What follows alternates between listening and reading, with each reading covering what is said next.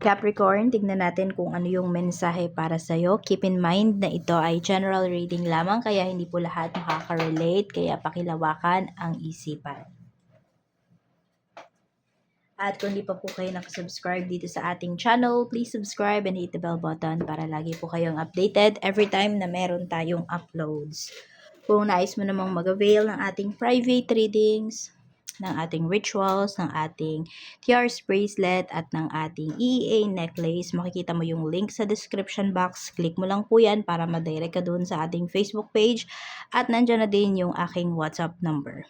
Okay, so message lang kayo sa WhatsApp para ma-send ko po sa inyo ang buong detalye. Sabihin nyo lang pala pag mag-i-inquire kayo kung for private readings ba, rituals ba, or yan yung ating charms. No, para yun na yung kagad yung ibibigay ko sa inyo. At kung nadidileman po pala kayo dito sa ating video, taasan nyo yung brightness ng phone nyo. Para makita nyo yung, ayan, yung nilalaman ng video natin na to.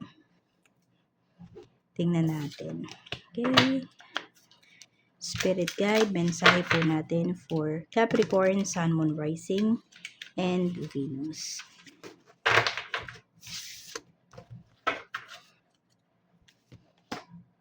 Sabi dito, the broken spell.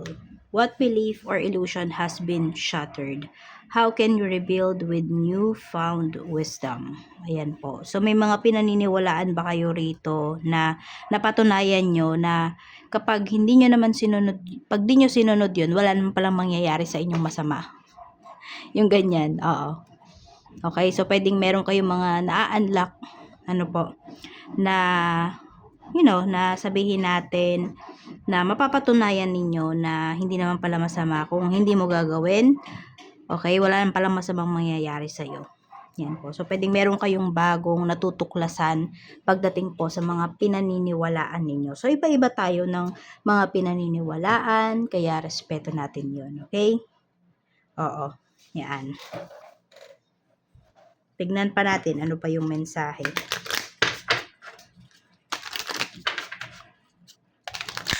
Katulad na lang, sige, yung example, yung kunwari mga pamahiin, no?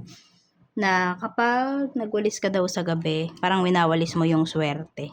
So, nagawa nyo na bang magwalis sa gabi? Pero mas lalo pa kayong swerte. Hindi pong ganun. So, pwede rin na hindi na talaga kayo naniniwala ngayon, no? Sa mga pamahiin or kung ano mang sabi-sabihan. Hanggat hindi mo napapatunayan. So, meron dito skeptical kayo. Tama ba? If I'm not mistaken, yun yung term. So, kuha tayo dito. We have making waves. Momentum is building. It's your time achievement. The sacred well. Replenishment, self-care, giving from a place of plenty. Beneath the surface, what's really driving you? True motives, breaking free. So, tingnan natin kung ano yung mensahe pa para sa'yo. Saan-saan ba yung aspect ng life mo. So, tingnan natin tong making waves. Sabi nga dito, momentum is building. So, may progress na nangyayari sa life mo. But let's see, saan yan? We have temperance. More on healing yung pinapakita rito. So, ma-achieve nyo na yung total healing dito sa inyo pong katawan, sa inyong isipan, sa inyong puso. Ayan, huwag nyo daw papaliwalain yung mga nararamdaman nyo, yung mga ginagawa po ninyo na efforts towards sa healing na paparating na to. So, every effort counts. Yun yung sinasabi. Kaya, ayan po, tuloy-tuloy nyo lang. Kasi may progress naman daw. Maring hindi mo pa siya totally na-feel, but there is progress. Maging proud kayo dun sa mga steps na ginagawa po ninyo para ma-achieve nyo ito. Pwede rin yung iba sa inyo, hindi to problema sa, kunwari sa katawan, ganyan. Meron lang dito, pwedeng meron kayong problem in terms of money. Okay, meron din dito, pwede po na nagkatampuhan kayo ng isang tao, tapos sobrang tagal nyo hindi nag-usap. Yung tipong ganyan. So, ayan, nagkakaroon dito ng, sabihin natin, ng time para mag-heal kayo parehas. Kahit gano'n man yan katagal. Pero, ayan po, meron dito ngang, basta may healing sa life mo, Capricorn, na paparating. Kahit ano man tong pinoproblema mo, saan ka man may sugat, ayan, sa anumang aspect ng life mo yan. Basta wag mo lang siyang babaliwalain. Wag mo siyang iiwasan. Ayan, may ma-achieve ka rito. May achievement ka na paparating. So, the sacred well, sabi nga dito, replenishment, self-care, giving from a place of plenty. So, ngayon, pwedeng hindi na kayo nagbibigay, no? Kapag, alam mo yung nakokontrol mo yung sarili mo, naunahin yung sarili mo. 'Di ba? We have two of wands. Okay, maraming mga tao na iniisip kung nasaan ka ngayon, Capricorn, is maraming pera si Capricorn. Maraming pera dyan. Nasa ibang bansa ka ba? Or nasa trabaho ka na, alam mo yon, na social, yung tipong ganyan. So, we have the star. Marami ka daw ma-achieve, oh. Ayan. So, 'di ba, habang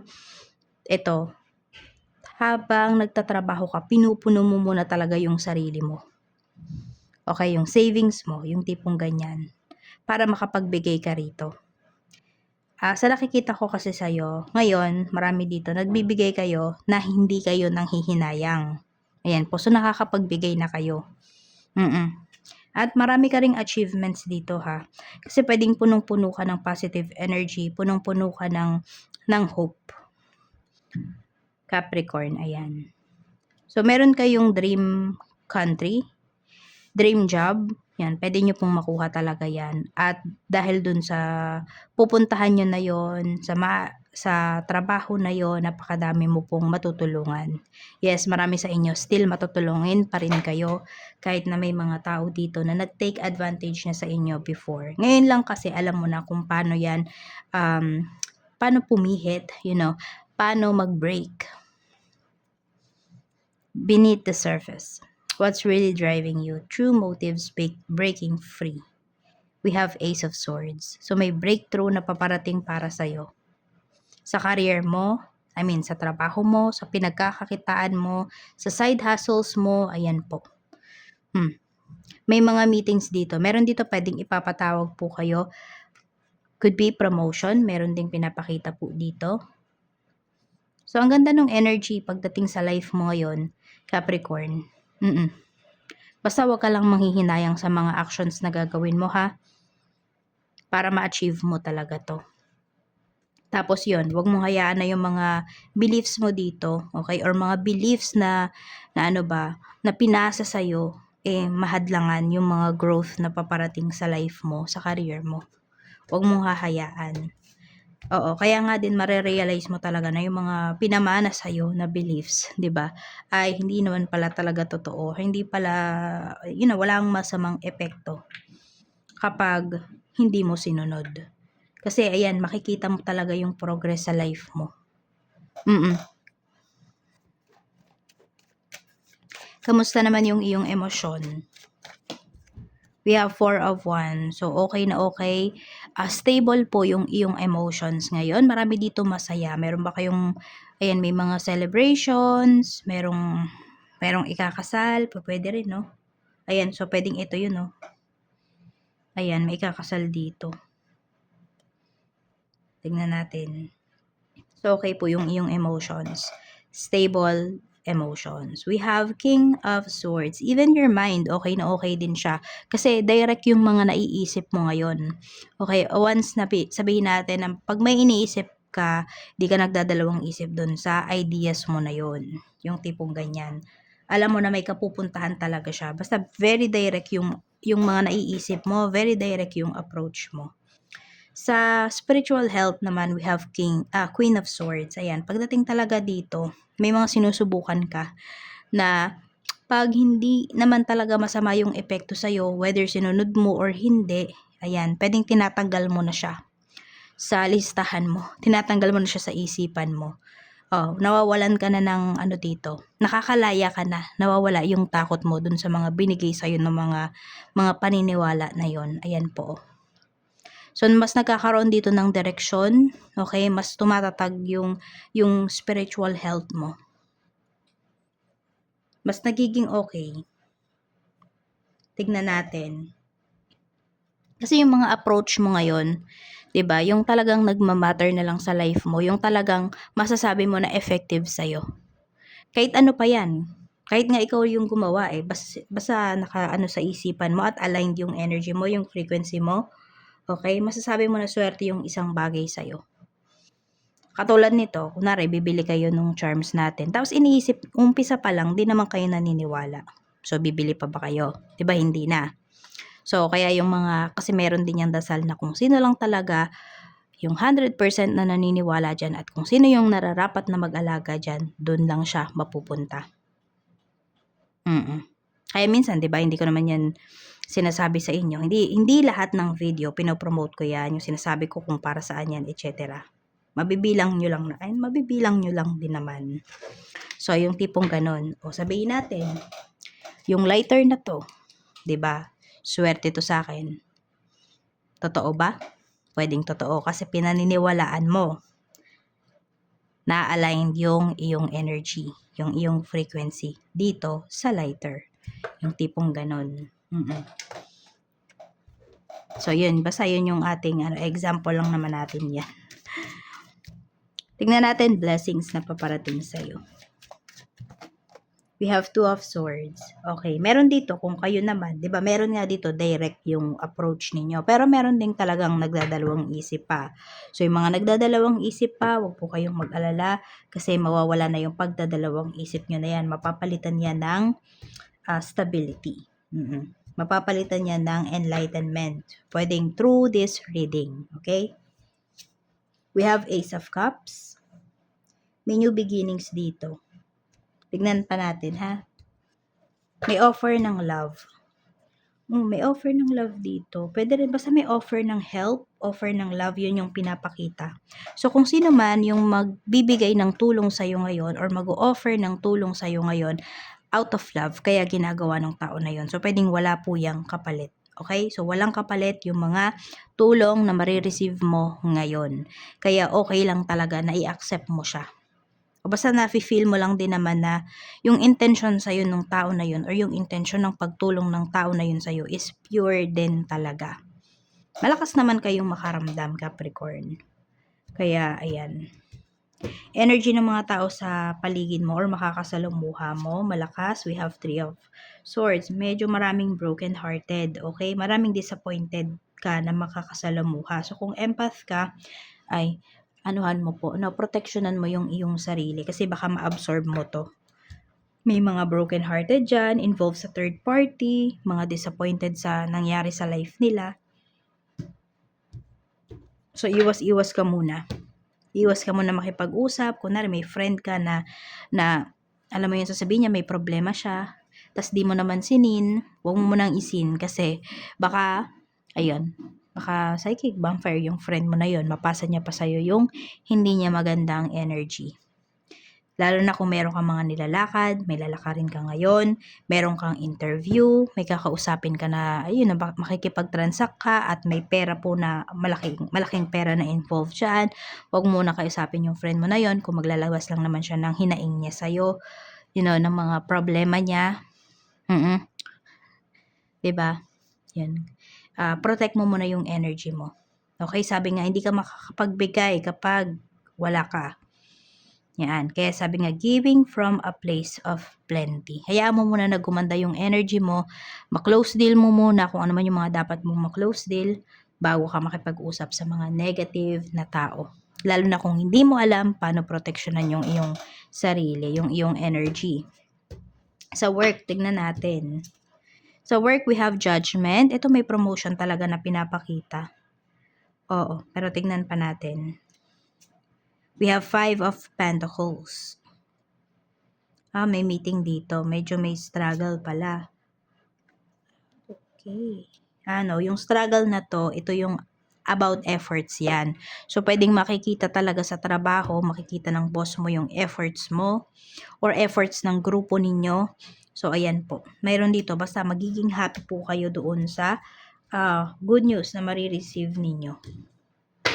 Pwede naman kasi good news, di ba? Pero hindi ka naging masaya. Dito, magiging fulfilled ka sa good news na marireceive mo pagdating sa trabaho. Hindi lang ikaw, even your family. So, tingnan natin yung mga co-workers mo. Kamusta? Okay, we have 3 of Wands. So, pwedeng expected na yan ng mga co-workers mo eh. Okay, nasa iyo mapupunta yung i-offer na yan or yung good news na yan. Tignan natin, marami ba dito magtatagal sa trabaho? Maraming Capricorn. We have 6 of Pentacles. Yes po, marami dito. So, medyo susubukin lang kayo kung gaano kayo katatag pagdating dito sa inyong work. Oo. So, medyo may mga problems na darating but kayang-kaya naman na harapin. Kayang-kayang solusyonan. Sa negosyo naman, kung may negosyo ka, we have Knight of Swords. We have Page of Cups. Tingnan natin. We have the Empress. So, yun nga. Minamalat na tayo, no? So, yun. May magandang ano dito. May magandang ano din, ha? Magandang transaction dito pagdating sa clients mo ngayon sa business. So, pwedeng medyo matagal-tagal na to, eh. Matagal-tagal na yung usapan na to. Tapos, ayan na. Dadating na yung time, itutuloy na nung tao na yun yung usapan nyo. O tingnan mo, ang laki nakikitain mo rito. So, alagaan nyo talaga yung mga clients nyo. Lalo na, lahat ng clients nyo, alagaan nyo. No? Lalo na yung mga big time na clients nyo. Ayan o. Capricorn, ang ganda ng energy dito. Kota ka talaga. We have 5 of Wands. So, marami kang clients dito. Or maraming kliyente na pinapakita rito na parang mag-aagawan pa sa time, mag-aagawan sa date, ganyan po. Oh. Ayan. So, tingnan mo kung sino yung tatanggapin mo diyan, sino yung i-reject mo na client. Siguro sabihin mo first come, first serve, ganun. 'Di ba? Parang sa akin, sa reading, kapag may magpaparead, kung sino yung unang nagbayad, yun yung i-read ko na una, na nakasked. Ganun. Oo. Yan. Ganyan yung gawin nyo. 'Di ba? Para hindi sayang yung oras ninyo. Kasi baka mamaya may client dito na tinanggap mo. Tapos di pa naman siya nagbabayad. Yun pala, sasayangin niya lang yung oras mo. Sasayangin niya lang yung araw mo. Tapos biglang sasabihin, hindi na po ako mag-avail. Pa-cancel na lang po. Sayang yung oras na hinintay mo, di ba? Sa halip na kumita ka, sa halip na may na-entertain ka na ibang client, di ba? Sa halip na, na yun nga, basta kumita ka, na-secure mo yung oras mo, hindi ganun yung nangyari. Kasi meron dito, bigla na lang umayaw. Yan. O, diba? Nakikipagtalo dun sa oras, nakikipag-agawan. Tapos, lolokohin ka lang pala. So, ganyan yung mga iwasan nyo ng mga clients. No? So, tignan natin pagdating naman sa staff, kung mayroon, we have the Magician. Okay, marami din sa inyo rito is okay na okay po yung inyong staff. May charisma siya. O, kung sino man yung nakakasama nyo pagdating dito sa inyong negosyo, may charisma na taglay yung tao na yan. Tapos, nakikita ko rin dito, basta may sinabi siya, nangyayari talaga. Hindi man siguro ngayon yung sinabi niya, ngayon din nangyari or mangyayari. Pero, napakalakas po ng ng tao na to, ng intuition, napakalakas ng gift ng taong ito kasama mo sa negosyo mo. Kaya alagaan mo din yan. Tingnan natin pagdating naman po sa kaperahan. Energy or overall energy ng kaperahan mo. We have 6 of Cups. Meron tayo ditong 4 of Swords. So, marami naman po sa inyo secure na yung inyong kaperahan. Or siguro meron dito na pagtapos nyo na ba yung inyong mga anak or feeling mo secure na talaga yung future nila. Ayan more on security yung pinapakita dito pagdating sa pera mo, secure na. Meron ka na bang insurance, mga ganyan, meron ka nang, yung iba sa inyo, meron na kayo talagang negosyo, may passive income na kayo, kaya hindi kayo nangangamba rito in terms of your finances. Or pwede rin, baka natapos nyo na yung mga bayarin po ninyo, yung mga loans ninyo. Kaya ayan mas more on relax yung energy mo ngayon. Sa totoo lang, mas relax energy mo.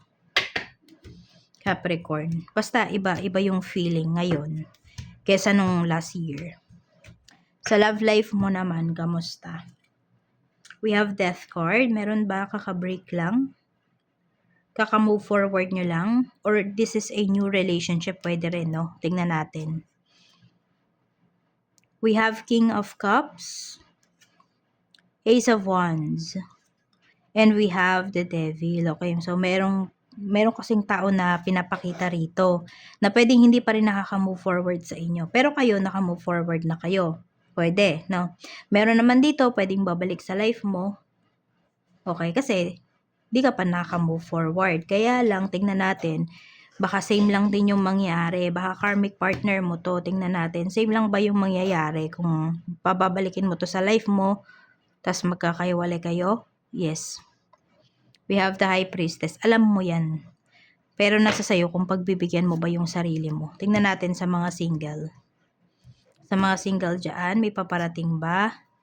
Okay, may paparating. Pero, ano siya, yes, hindi nyo pa nami-meet talaga yung taong makakarelasyon nyo ha. Meron din po dito, pwedeng sa ibang lugar or ibang bansa po ninyo ma-meet yung taong para sa'yo. Yan. Tahimik lang yung relationship na to or tahimik lang yung yung entrance ng tao na to sa life mo. Tama, yung pagpasok niya sa life mo, tahimik lang. Pwedeng masasabi mo nga pag una mo tong nakita, hindi mo magugustuhan yung tao na to. Oo, yung tipong ganyan. So, tingnan natin kung ano pa yung mensahe para sa'yo. Mensahe pa po natin, love message. Ano? Not love message, but let's see.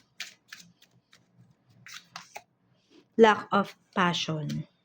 The initial excitement in the relationship has faded and doubts about whether the other person is suitable have begun to arise. Ito yun, pag may pabalik sa life mo. Okay? Mapapansin mo talaga, malalaman mo kaagad kung totoo na ba yung intention sa'yo ng tao na yan, may pagbabago ba or same pa rin. So, always follow your intuition. So, yan lang po. Maraming salamat Capricorn. Mag-iingat ka and see you again on my next video.